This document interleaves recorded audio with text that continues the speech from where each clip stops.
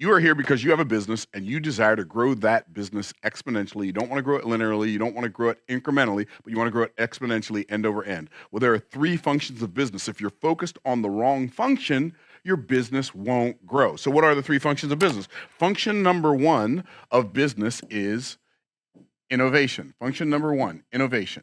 What is innovation? Innovation is when you look out into the world and you see that people have a problem and you understand a solution for that problem, you create, invent a solution for that problem. Innovation is when you you develop, invent, create, or uncover a solution that the marketplace is screaming for. Sometimes they don't even know they're screaming for it. Like, we didn't know we were screaming for an iPhone until Steve Jobs invented it, right? So the marketplace sometimes doesn't even know. They just know they have a problem, and they may not be able to put it in words. Like, innovation is like, it's like when you have a baby and the baby's crying and you have to try to figure out why the baby's crying. The marketplace is like the baby, and the baby's crying, but the baby doesn't know why the baby's crying. Even if the baby does know why the baby's crying, the baby can't tell you. So you have to innovate. You have to innovate. Look at the problem. Look at the situation. Look at what's missing. Find gaping holes in the marketplace, and you need to create solutions that will fill those holes. And what's fascinating is everybody's looking for answers. You're looking for answers I might be able to solve. You're looking for answers I might have. I'm looking for answers you might have. And the people that show up in the marketplace with those answers that are the most elegant and the most clearly described will be the people who win the lion's share of that business. So the first function of business is innovation. The second function of business is marketing. And when I say marketing, I'm going to include sales as a subset of that. So marketing, what is marketing? Marketing is the art and science of discovering and developing in other people a desire for more and more of your product, your service, or your opportunity. And I know I said that really fast, so I'm going to say it again. Marketing is the art and science of discovering and developing in other people a desire for more and more of your product, your service, or your opportunity. Now, when I say marketing is the art and science, the art of marketing is the part that people feel. It's the part that makes people smile. It's the part that makes people say, I don't know, there's something about it, I really like it. That's the art of marketing. The art of marketing is when you are tapping into human nature and human emotions, and you're tapping into what people feel like, that maybe the sounds that they like to hear that make them feel good. Maybe it's the sights, the colors, the fonts, all of that stuff is part of the art of marketing. What is the science? The science of marketing is it's the formulas, it's the patterns, it's the research, it's all of the things that you do that can be measured. Like, you can't measure this is how good somebody feels when they see the color yellow mixed with the color, like, on top of the color blue. You can't measure that. That's art. But you can measure how many presentations does one have to do before they make a sale.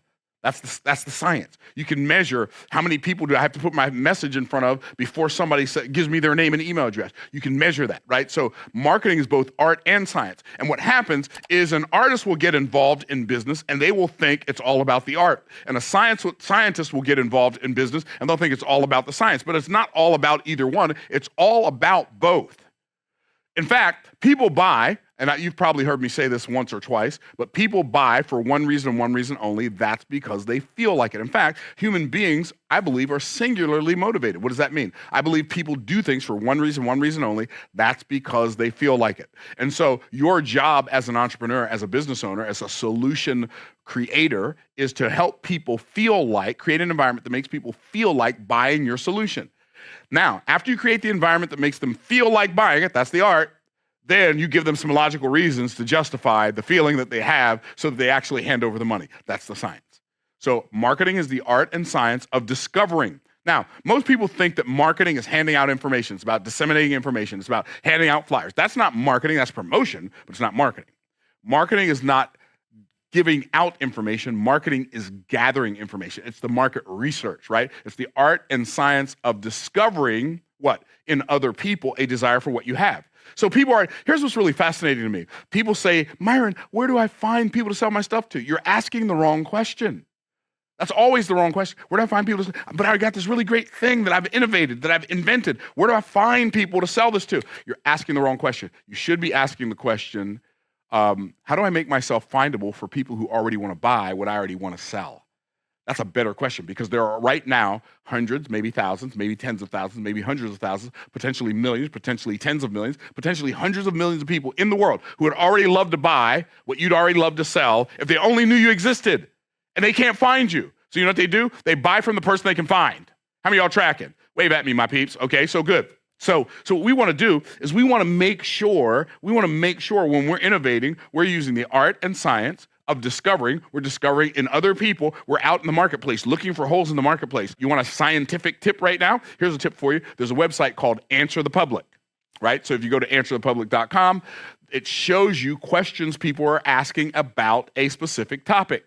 You go out and you figure out the answers to those questions, and then you go create a YouTube video. Then you go create an Instagram post. Then you go create a Facebook post. Then you go create a tweet that solves that problem for people, right? So it's the art and science of discovering, but after you discover the problem, now you've got to develop a solution. So it's the art and science of discovering and developing, right? You developed a solution, and then you developed a more intense desire in the people that you found that have that desire. You intensify their desire to have your solution. So it's the art and science of discovering and developing where? In other people, a desire for your product, your service, or your opportunity. Now, when I say they desire your product, your service, or opportunity, don't be deceived by that. It's not really your product they desire. It's not really your service they desire. It's not really your opportunity. It's the solution that that product, service, or opportunity provides for them. That's really what they're looking for. So marketing is the art and science of discovering and developing in other people a desire for more and more of your product, your service, or your opportunity. What's the third function of business? The third function of business is money management. Say, Myron, money management, what's that? Money management is managing the cash flow of your business so the outgo does not exceed the income, so the upkeep does not become the downfall. And I see it all the time. You see people that what they do is they start a business, they have a little bit of success, they go blow a whole bunch of money on something they didn't need. And because most people, it's really interesting. I believe the number one reason business owners mismanage money is because nobody ever taught them how to think negative when things are positive. I bet you weren't expecting me to say that, were you? Say, what do you mean that nobody ever taught them not to think negative when things are positive? See, what happens is most people think winter when it's winter. They think summer when it's summer. They think good thoughts when things are good. They think bad thoughts when things are bad. And we need to flip the script. We need to be thinking about anticipating the day when it's really, really good. I need to be anticipating the day when it's not going to be this good. I need to be preparing for the day when it's not going to be this good. I need to be getting my mind wrapped around, okay, it's good right now, but just because it's good right now doesn't mean it's always going to be good. Because it's like all I have to do is be alive for more than a couple of decades to know that good times don't last always. And neither do bad times, right? And so it's really interesting. King Solomon, the wisest, wealthiest man who ever lived, here's what he said. He said, "Go to the ant, thou sluggard, consider her ways and be wise, which having no guide," that means the ant's self-taught, "or overseer," that means an ant is self-motivated, "or ruler," that means an ant is self-disciplined, "gathereth her food in the summer and provideth her food, gathereth her meat in the summer and provideth her food in the harvest." What does that mean? The ant is preparing, uses the good times to prepare for the bad times. And then the bad times, they rest up and look forward to the good times. And that's what we have to learn how to do as entrepreneurs. We have to learn how to think winter all summer. We have to learn how to think summer all winter. I see businesses that are doing $300,000 a year and they got 17 employees. Like, why? What are you doing? Like, what are you doing? Like, you hire people too fast. Hire people slowly, fire them fast, right? Like, as soon as you know they ain't a fit, like, it's hasta la vista, baby, right? So you need to hire people. Take your time hiring people so you don't end up hiring the wrong people and wasting a bunch of time and wasting a bunch of money, right? People, they have a little bit of success and they go buy a building, they go buy an office, or they go rent an office. Man, my business was doing, hear what I'm about to say now. We were doing $6.2 million a year out of a spare bedroom in my house. How about that? With a handful of part-time people. Like, we think that we have to spend all of this money. I mean, yeah, we bought an office space and all that, but in order for our business to buy an office space, the year we bought this, our business did 8 figures. The year we bought this business. this building. And we could have paid cash for it, but we didn't. We used the bank's money. It's way cheaper than using our own.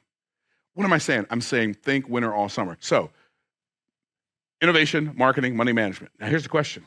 Of these three functions of business, they're all important. Which one's the most important? Is that a good question?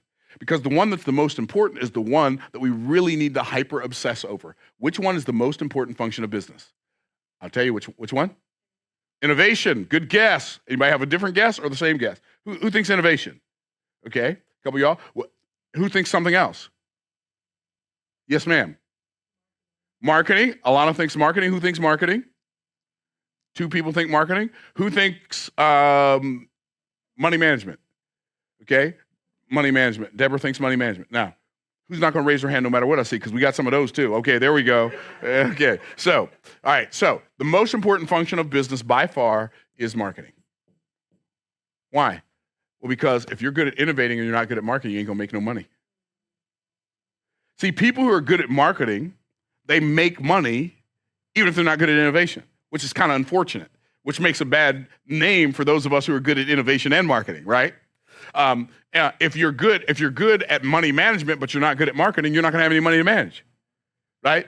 So this is where you need to focus your energies. And when I say marketing, I'm including sales, I'm including like promotions, I'm including audience building, I'm including social media, I'm including all of that stuff. The place we need to spend the majority, it's so interesting.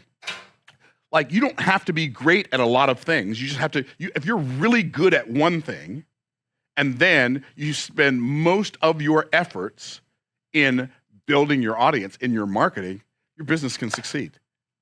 It's amazing. It's amazing how well it can succeed.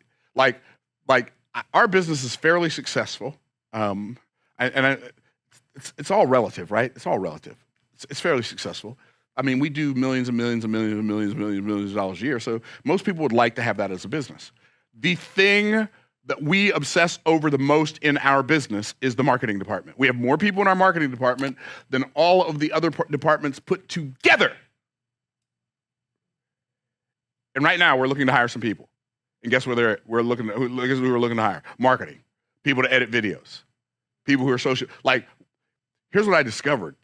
If you can solve a problem for people, it doesn't have to be a whole lot of problems. If you can solve a problem for people, and you can build a media machine to let people know you exist, you can become a billionaire. Wrap your mind around that. Kylie Jenner, I don't even know who Kylie Jenner is, but I've heard the name.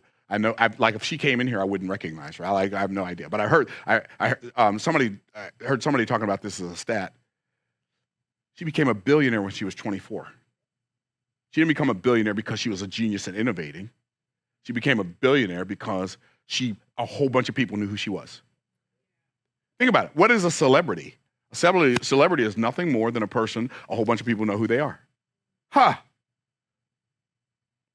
So my advice to you is to really obsess over solving people's problems and then obsess over making sure they find you. If you do those two things, it doesn't matter. It doesn't matter if you write a book. It doesn't matter if you do merch. It doesn't matter if you do e-commerce. It doesn't matter if you're a coach or if you have an agency. If you hyper obsess over solving other people's problems and then hyper obsess over them and you becoming findable, your business can't do anything but succeed. So, like the video, share it, comment, all that other YouTube-y stuff that you do. And in the meantime, in between time, peace out, Cub Scouts.